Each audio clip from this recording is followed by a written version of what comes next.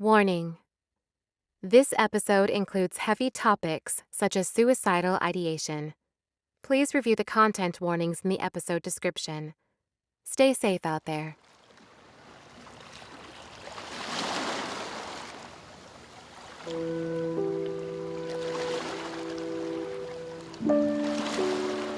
Deadwood Production presents Off the Deep End.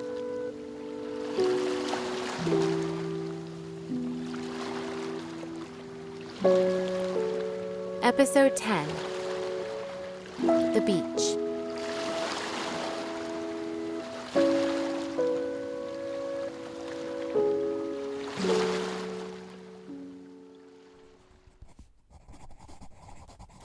May 26th, 2015.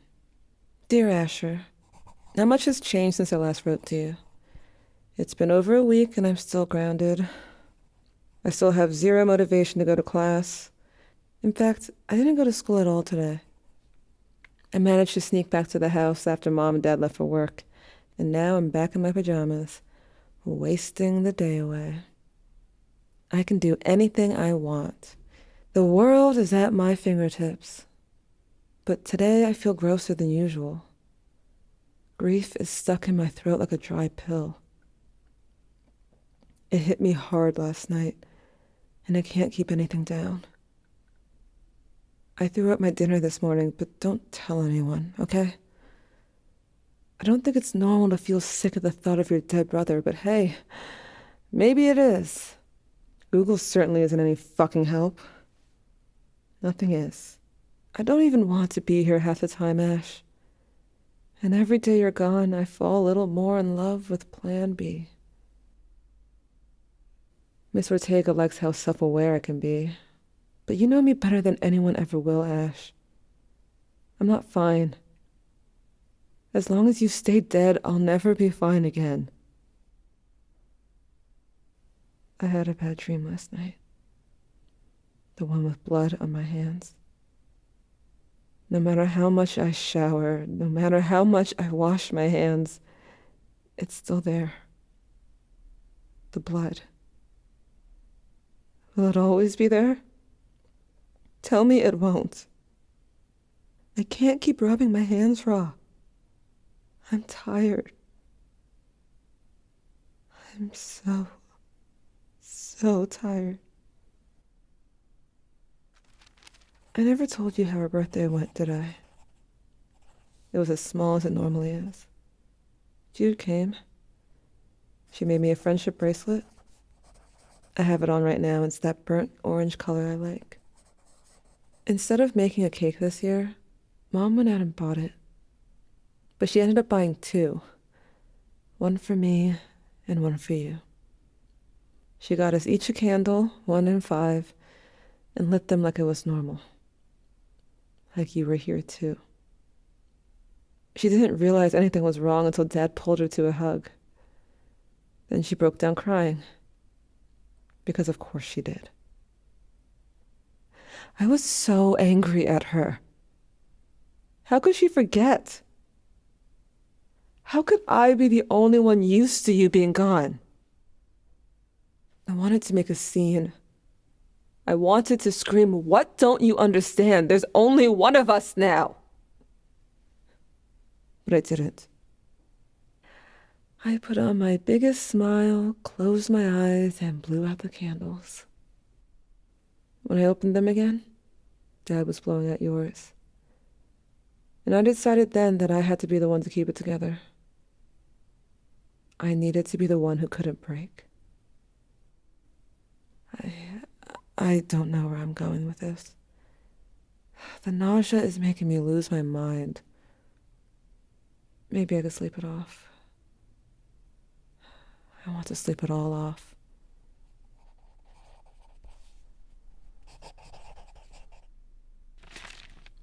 I don't want to write about this part. This part is the beginning of the end, Ash, and I don't want to make you relive this again. But we're halfway there, and I should finish what I've started. The show must go on. The third day was hot enough to get Mom, the hater of the sun, outside. Her and Dad went into town to get things to beat the heat, and though they wouldn't admit it, to spend time away from us kids, leaving the three of us alone. And on your decree, we were having a beach day. Private property or not, the beach by the Pioneer wasn't very well managed. Trash and discarded materials littered the unkept sand. We made sure to place a towel in the cleanest spot possible. "Don't tell me you aren't going to swim," you said, so I didn't say anything. You had changed into your weirdly patterned blue trunks before we got outside, your face sparkly with sunscreen. You had already dove into the water to get used to the cold, and like a dumbass, you still had your glasses on. "Come on! The water's real nice," you continued. I hugged myself. It was one of those days where I couldn't stand to be in my body. I couldn't tell you that, though. It's a girl thing, I think. Jude was putting sunscreen on, her pale skin already starting to burn. "I'll swim with you, Asher." We both looked at her.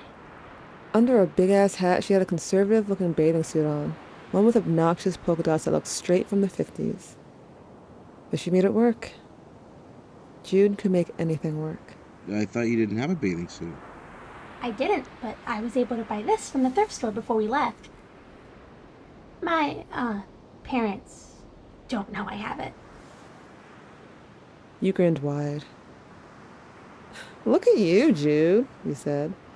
"Rebellion looks good on you." She blushed. It was like watching the sun come up. I was going to tell them. I will tell them. Soon. Eventually. "Sure," you said. "We believe you." You tossed me your glasses before you and Jude raced to the shoreline. Jude's run was funny as hell, but she beat you by an inch. She turned to you to rub her wind in your face, or most likely say something more humble than that. I, however, would be doing a victory dance. But you immediately picked her up and threw her as far as you could into the water. Scrawny as you were, you had a good throw. She landed in the deep end. 5, 10, 15 seconds passed. She didn't resurface. I held my breath, waiting. Jude burst through the surface, taking in a big gasp of air, and I could breathe normally again. You waded over to her, but not cautiously. That was awesome! Do it again! You had faith in her. Faith that she'd come up again. You slapped her back and told her something I couldn't hear. She laughed. How you behaved around Jude didn't go unnoticed. You treated her just as you treated me, like a sister. It was nice to watch, but I knew I could never do the same. Jude is my best friend in the whole world. My only friend. But she could never be a sister to me. Besides, having you as my brother was good enough. Or I guess good while it lasted. I watched the two of you play like a couple of hyperactive dogs, wildly splashing around and trying to see who can hold their breath the longest. You beat Jude every time. But she was a good sport. I could see it now. You and her laughing so hard and so loud I could hear both of you wheeze from where I sat on the beach. To this day, it's my favorite memory. You came over and stood over me, blocking out the sun and getting salt water all over my legs. "Are you really not going to swim?" you asked. I shrugged. You pouted. "But you promised! Who's going to cliff jump with me?" you said. Jude noisily came up from under the water. Her hair clung to her face. "What?" you asked, following my gaze. "Afraid of Jude seeing you in a bikini or something?" I told you to shut up and pushed you aside, but you didn't budge. You were sturdy, strong, and I wasn't really trying to hurt you anyway. You have to understand, Ash, I've never wanted to hurt you. Not even when I actually did. Your face fell, disappointed, and like a child you kicked sand onto my feet. Okay. There's a lot I haven't told you, Ash, but the one thing I knew I'd never be able to explain was how much I wanted to be like you. More than I'm willing to admit. And for longer than I'm willing to admit. I've wanted to do what you did whenever we went swimming together. Wear shorts, be shirtless and be confident in my body. For once in my life. But I could never have that. And no, I can't. So it was me and my hoodie against the world. The pictures I took came out pretty good. Most of them were of you and Jude fooling around. But I got some of just you too. If you saw them, your ego would go through the roof. So maybe it's best I never got to show you, for my own sake. The further you and Jude went out, the more I had to zoom in, which wasn't great quality-wise, so I stood at the shoreline and took a couple more pictures. There was one weird picture, though. It's of you, mid-laugh, eyes shut tight as you clutched your stomach. Under the water, a little ways behind, was... I don't know what it was. The background was unfocused, but I could make out something pale and bone-like. A dead fish, maybe? Wouldn't it be the first time I've seen fish bones floating around here? I used the camera as binoculars and looked for any sign of the fish bone, but I found nothing other than calm waters and you, Ash. Doing your laps without a care in the world. Hey, are you planning on joining us? Asher showed me how to play... Hey, are you okay? Hello? Earth... I thought I saw something, but it's nothing. I'm good. If you're sure. I wasn't sure, though. Not entirely. But it could have been a trick of the light. Nothing worth worrying about. I put my camera aside and let Jude pull me into the water little by little. The coolness of the ocean at my feet was a nice break from the day's heat. As out of place as I felt moments ago, with Jude's hand in mine and you smiling like a dumbass at me, I felt at home again. Ash isn't being too rough with you, is he? I can handle him. I didn't doubt that. Between the two of us, she was the one who could keep up with you. Wet hair rested between her eyes. It made her look like those weird creatures she draws. I don't know what possessed me to, but I tucked the hair behind her ear so I could see her face clearly. Her eyelashes fluttered as she looked at me curiously. My hand was still on her cheek. We were too close. I should have moved away, kept taking pictures, but I couldn't bring myself to. I won't rehash the whole gay thing with you, Ash. You clocked me a long time ago, and to you, it wasn't a big deal. Us liking girls was just another thing we had in common. Mom and Dad haven't caught on yet, but they'll find out eventually. I don't have it in me to hide it. The thing is, though, I don't actually think I'm gay. The word doesn't feel right, you know? I like girls, sure, but not in a gay way. Not in a girl way. Not in a way I want to admit. No, definitely not. Hey, watch the God. camera. Gosh, I only have one of these Asher things. almost gave me a heart attack. And like the dick you were laughing your ass off. I rolled my eyes and settled back on the beach. Being so close to Jude like that made my stomach feel weird. Wouldn't be the first time, but I tried not to think about it. Abel's journal was waiting for me. The dream from the night before hung in my mind as I held it. It shook me to the core, that dream. As disturbing as it was, I had so many questions. Who was that boy? Whose blood was that? What the hell did he do? I kept reading. Entry 37, July 14, 1914. My trip to the basement lingered in my mind like an illness. I thought I'd be braver than I had been, journal. I supposed after all my cries and screams, I wasn't very brave after all. Clay and I are spending the afternoon at the beach. Just as the day before, the sun blazed its heat on us, making the ocean breeze our only respite from the air's cruel humidity. The softness of the sand under me takes me back to that dreadful uncomfort of the basement floor. Clay sits in the sand with a book titled The Castle of Ontario, having no interest in the water whatsoever. I don't understand it, journal. How could some book be more interesting than a nice cool swim? Neither of us can swim well, but Clay claims he's much worse than I. He's lying.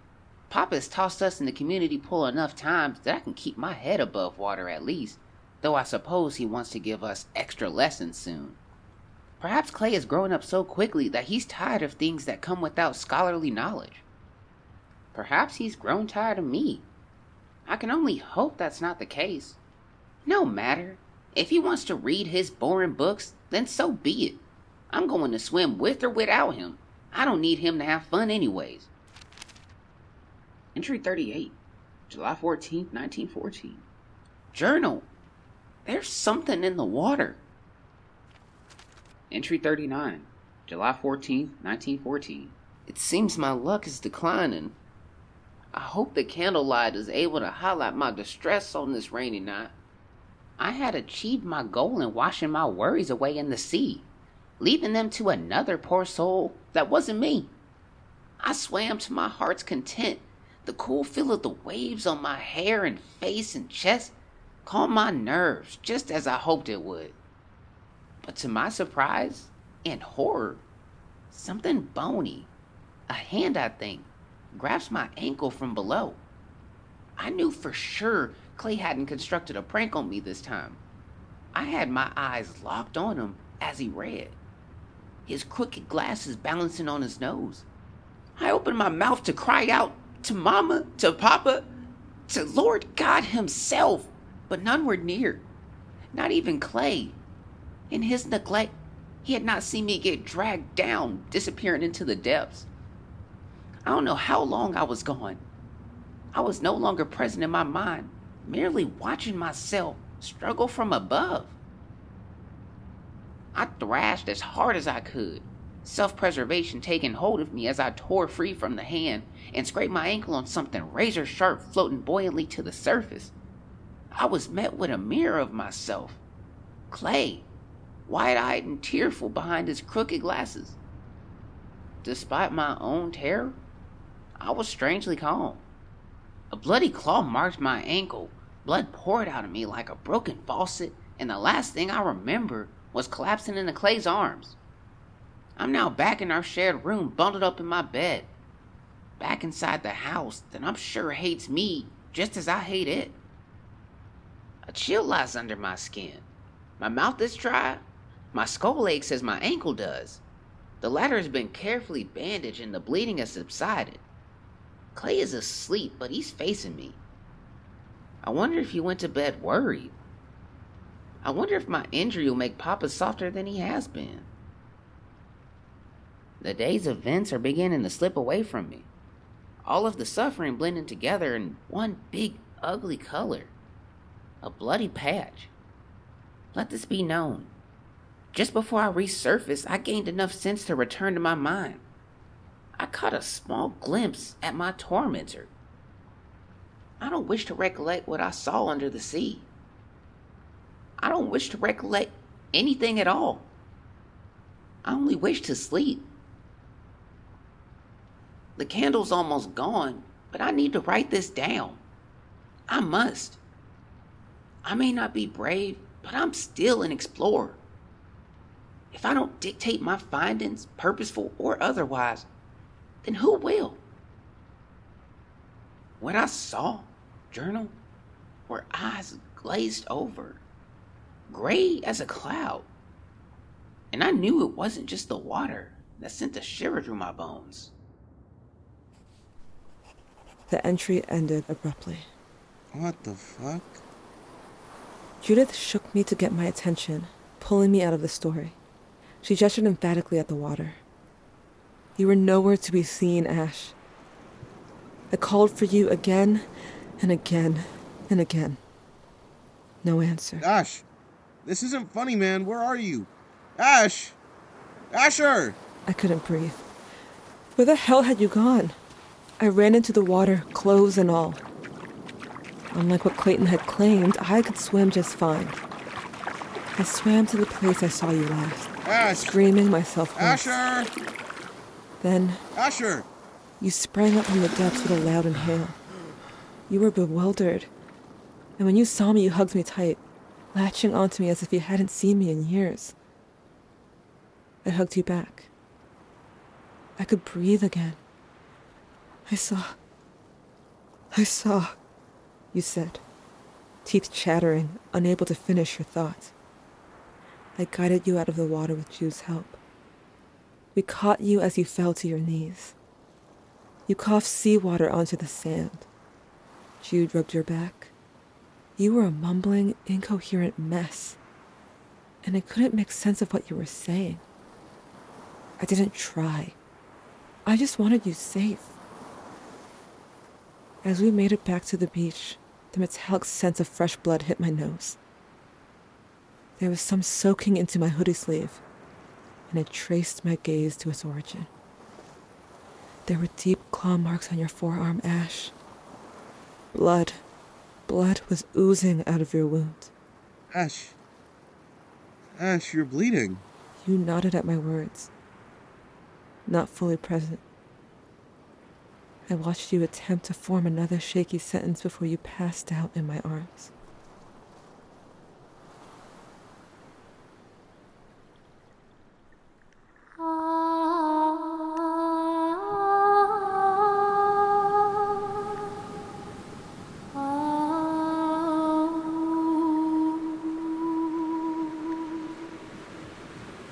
Warm bloods are such fickle, fallible creatures. With your hope and your dreams and your useless love. Disgusting. Were it not for your delectable meat, I would stay among the dark waters, never to be seen again. Even so, I have yet to rid myself of my warm-blooded parts. My warm-blooded heart beats slow, and once I would have laid my tired head upon another's chest, drift into a peaceful slumber, with the steady rise and fall of her heartbeat against my ear. I rarely miss those days, my wretched past life. But she is who I miss most of all. Perhaps more than I miss my own brother. I do not expect sympathy from the likes of you, warm blood. There is nothing I disdain more than meaningless pity. Although, you do know the pain of betrayal, don't you? The sting of your love for another used wrong. The realization that your love would have never been enough to cure their disloyalty. You are young. The youngest warm blood I have eaten in a good long while. But I have seen the wars your kind have committed on every coast imaginable. My coasts, my waters, and I have seen you fight for less. Pathetic, despicable. Betrayal is inextricable from your very soul. Why else would you be here before me today? I suppose you must think me naive then, for believing I was any different. After all, I am here with you, am I not? To your credit, you would be correct, though naive is not my word of choice. They had thrown me away so easily. He had tossed me aside. To him I was nothing more than a used-up rag. After all I had done for him. All I had done for his men. No questions asked. But that was my mistake. You see? My one true folly. My singular flaw. Warm-blooded men disgust me. They are the bane of your kind, but Oh, do they go down smooth. The cheapest of whiskey the thing like me could ask for. But you are no man, are you? Only a boy. But I am sure you will taste just as savory. Do not fear me so, Warmblood. It ruins the taste. I will not eat you. Yet, I find myself feeling nostalgic. Someone I knew had thought out stories from humanity's past. Once upon a time. He is too far gone now, and can no longer be saved. Not by me. I cannot leave my waters, and I would not, for a foolish man such as him. My greatest annoyance, my longest headache, my closest friend. Damn this warm-blooded tongue. Damn this bleeding heart. Many, many years ago, in a time when mortals were ignorant of the sea's depth and distance, of her merciless waves and capsizing tides, there was a girl, curious and stupid in her youth, but in her heart held the thieves. And that girl was me. My name and the place I so happily dwelled has long been lost, swallowed by the ocean and the tides of time. But I grew up in a bustling portside town, where the smell of sea salt awakened me each morning and seasoned the fish on which my family and I feasted. Winter bit frost into my palm and fingertips. Summer blazed dry through the long days. Spring and fall were the same to me, but I adored the rain and the earthworms that reveled in it, the morning dew and fresh flowers those early months provided. The townsfolk loved to spin a tale.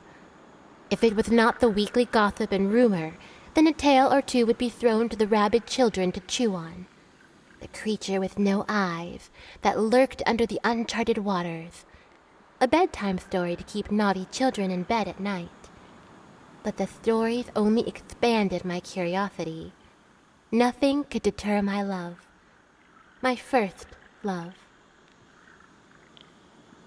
My family line has, too, faded with time. But I remember my father and mother well. Their hands calloused with constant work. Their gentle smiles that never failed to reach their sea-green eyes. My many siblings, both young and old. I could not forget them if I tried. I had 5 siblings in all, 2 brothers and 3 sisters, each of them looking more or less like our father. Only I, the youngest of them all, inherited our mother's winter-pale skin. Out of all of them, each sibling more unique than the last, was my second brother, 4 years apart from me. We looked the most alike, almost fraternal. Gray ghost-like eyes and mother's silken black hair. Our relation was undeniable. My brother, the bastard. I looked up to him, and in my admiration, I followed him everywhere he went. I was the only one brave enough to. I had the guts to... No, I must not get ahead of myself. All in due time.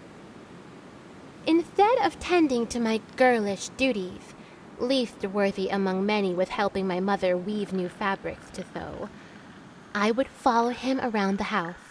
I would follow him around the farm. I watched his every move, emulating each action as accurately as I could. My brother was my idol, my god. The sun could not rise or set without his command. My world was so small, and I, being so young, reveled in him being the biggest part of it. My brother did not like that. He did not like that I clung to him like a dead bug. But our home was small, and our farm was hardly any bigger. He liked his peace and quiet. He liked his space. But in those days, he liked me more. There was nowhere he could go that I would not follow, other than the town. Our town had marketplaces packed shoulder to shoulder with people, even on slow evenings. It was a good place to get lost in, and my brother disappeared often when he felt my greedy hands at his heel, begging for more attention than he would give. Like me, my brother loved the sea, and when he vanished too quickly for me to follow, I would find him staring out by the docks to a world unknown. I had no friends of my own. My sisters had rejected me for my peculiar nature, and my eldest brother had left our home years ago, somewhat happily married to our neighbor's second daughter. She was kind and stepped in to help with the weaving when my mother's hands grew taut. She was pretty, but middling. Her interests meant nothing to me. I could not tell when I was not wanted, and my brother never said a word against me. He never said a word at all. He was not one for speech. I had heard his voice only a handful of times, but I did not mind. One did not need to speak to play, and play he did. Then, we got older, and my brother, more distant. More often than not, I would find him watching tiny ships sail away from the shore, steered by men leaving to explore all the world had to offer. Our town had not known any other place, no other cities, no countries. The men were restless, eager to sail and map any nearby landmarks. Perhaps find something worth bringing back. Mid-spring, 2 of our town's cartographers held a meeting in the square. They laid out their plan before us, to build a ship big enough to sail around the world and report their findings. A ship large enough to carry 30 men. My father was a man good with his hands, and he wasted no time joining the crew that was responsible for the ship's construction. A full 4 seasons went by before it was fully built, and all the while, men and boys around town volunteered to enlist in the expedition. My brother was one of them. Women, girls, and boys under 12 were forbidden from joining. There was work to be done, babies to nurture. I could not even write my name down without being gently turned away. My brother did not come to my aid. Only my mother would soothe my cries. Unfairness is the reality of life. There is no use joining the world of men, she said. You are but a girl. You are safer here. Bah! Safer. She did not always understand me, my mother. I did not want to be safe. I wanted to roam. I wanted to be free. The spring I turned 17, men with their sons and nephews and cousins boarded the newly built Blue Serpent, dragging their sparsely packed bags with them. I was not with the rest of my family when my brother said his goodbyes, but I saw it all. I watched my brother hug our mother and father, all our sisters, and even our oldest brother, who came to see him off with his middling but pregnant wife. None of us knew when he might return, but none would dare spoil the departure with the image of his mortality. I watched as he boarded. I was no longer brimming with jealousy. No, I was elated. He shook hands with the captain, one of the most experienced fishermen the town had to offer. A wise, older man who once said sailing was not unlike fishing and refused to elaborate further. My brother, now a man of 21, gave him a smile. The fight made my spit sour. All those years of me at his back, and he did not look for me. He had forgotten me so quickly, so easily.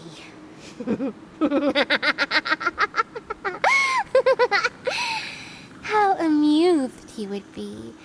I thought that I was not far from him after all.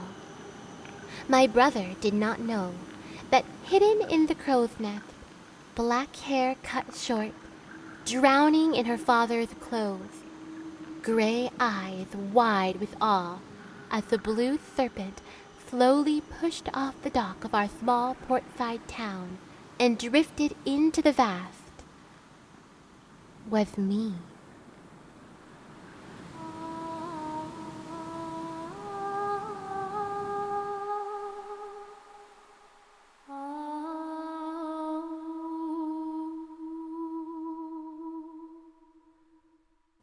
I don't remember what happened next very well, Ash.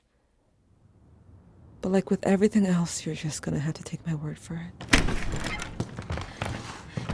Oh my goodness. Oh my goodness. We have to get him to the couch. Hurry! Don't let his feet drop. He's bleeding so much. I can't. It's okay. Here, I got him.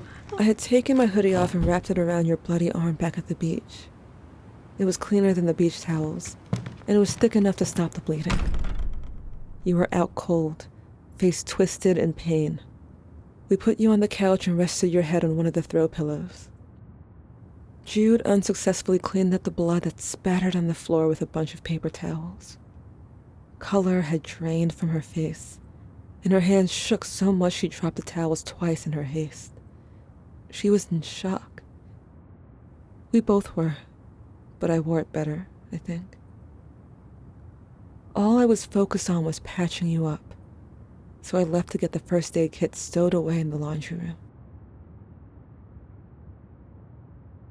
You were awake when I came back.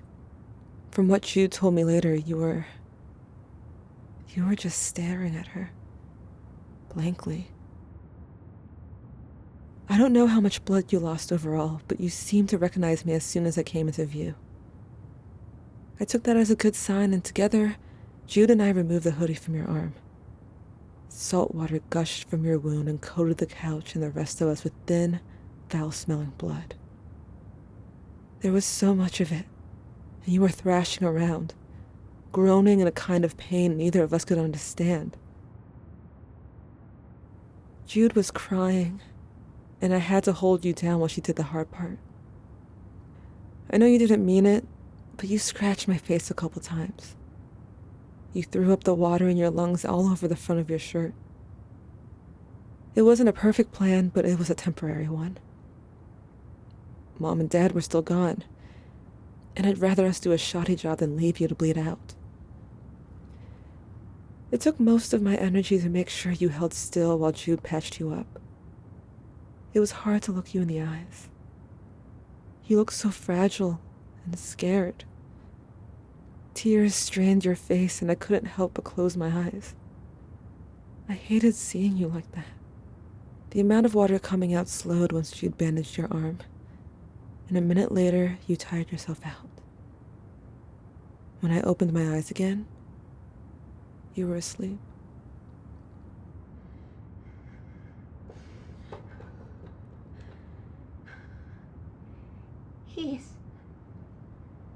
That was... Yeah, you okay? No! What was that? How are you so calm? I'm not. Here, feel how fast my heart is beating? Shoot, I'm terrified. Taking charge like that made me forget to be scared.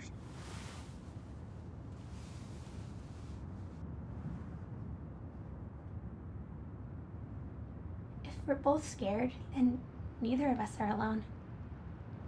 She didn't feel as cold as she did before, thankfully. Both of us were exhausted. I used the last of my energy to call Mom and Dad. The rain was getting heavy, but they'd be on their way. I checked on you one last time. You looked like a crime scene. A very wet crime scene, but you were breathing. You were alive. That was good enough for me. I could have slept anywhere, and my choice then was the floor. Jude sat beside me. Just having her around calmed me. I held your glasses close, and for the second time, I shut my eyes. I had another dream.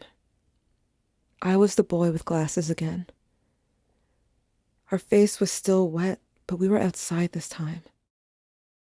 It was pitch black. The only light afforded to us was the faded porch light the pioneer provided. We were dragging something heavy out of the woods, past the house. The heavy thing had a warmth to it. It died not too long ago. A fresh body, one that was familiar to us. To him. We didn't look down at what the heavy thing was. We refused to. "Come on," he said through gritted teeth. Our muscles burned. "We're almost there, come on." Things got easier when we got to the beach. Under the cover of night, the beach was the cleanest I'd ever seen it. A trail of blood followed us as we dragged the body into the water. We waded in. Salt water seeped into everything below our waist. We held the head above water and, like a baptism, lowered it in gently. Tears rolled down our cheeks. We closed our eyes. "I'm sorry, Abel," we whispered, and we let him go.